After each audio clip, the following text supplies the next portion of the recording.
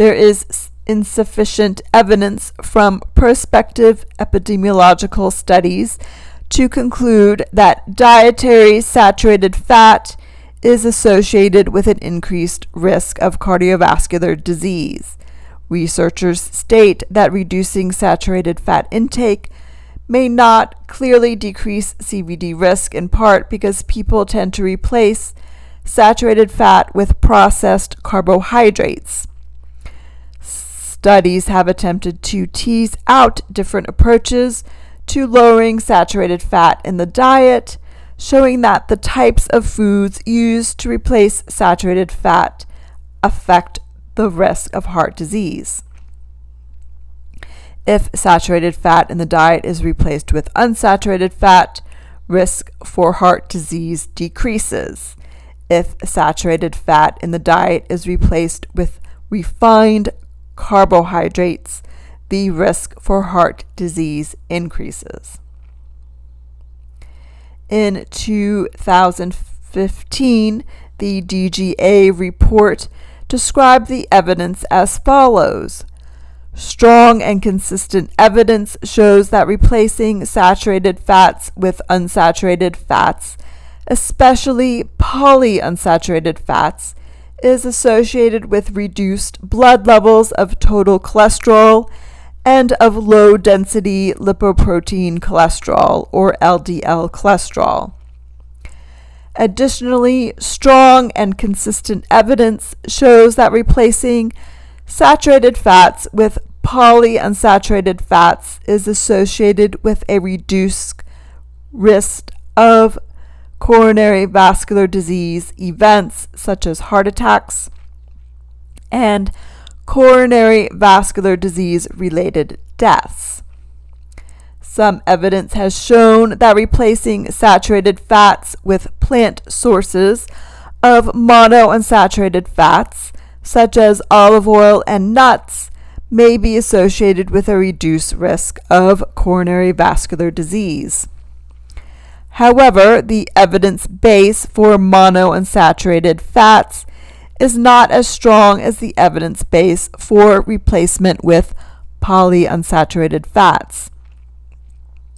Evidence has also shown that replacing saturated fats with carbohydrates reduces blood levels of total LDL cholesterol, but increases blood levels of triglycerides and reduces high-density lipoprotein cholesterol, or HDL cholesterol. Replacing total fat or saturated fats with carbohydrates is not associated with reduced risk of coronary vascular disease.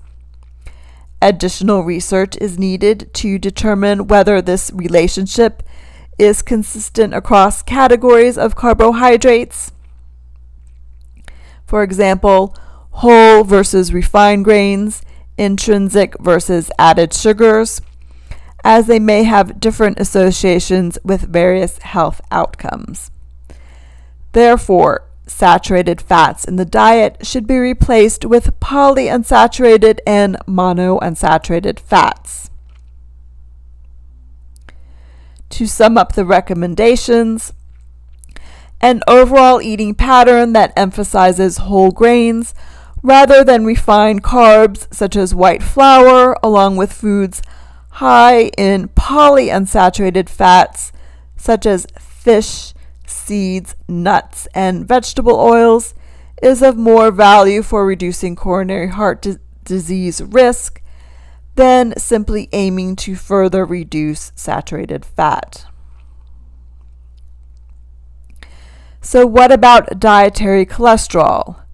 Dietary cholesterol also has a small impact on overall blood cholesterol levels, but not as much as some people may think.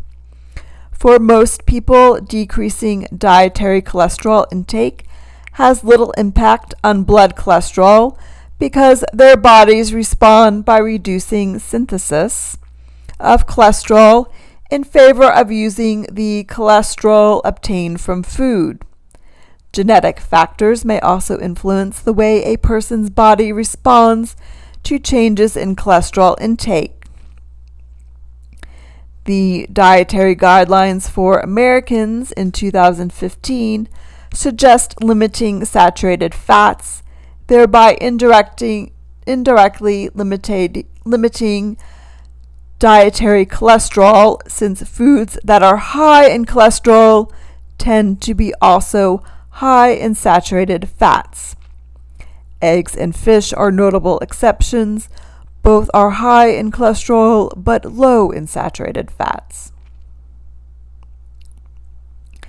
This change does not suggest that dietary cholesterol is no longer important to consider when building healthy eating patterns. As recommended by the Institute of Medicine, individuals should eat as little dietary cholesterol as possible while consuming a healthy eating pattern. Practical tips for a heart-healthy diet. Focus on whole food sources of dietary fat because they come packaged with vitamins, minerals, phytochemicals, and sometimes fiber and protein. Remember that saturated fats are found in large amounts in foods of animal origin. They should be limited within the diet.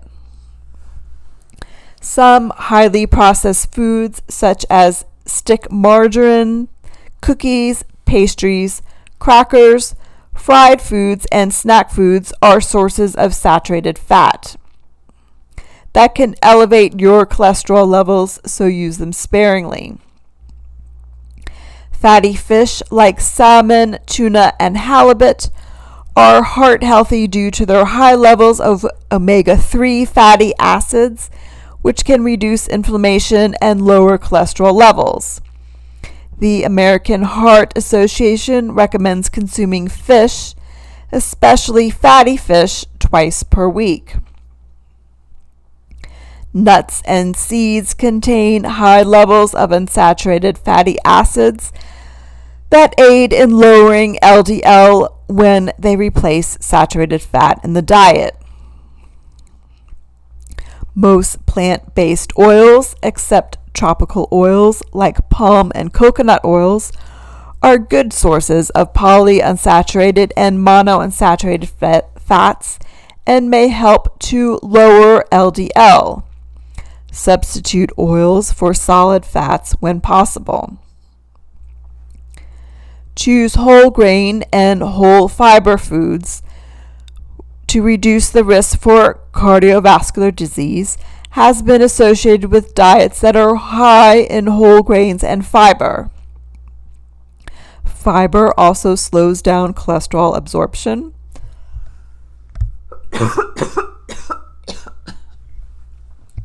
The AHA recommends that at least half of daily grain intake come from whole grains. Soluble fiber reduces cholesterol absorption in the bloodstream.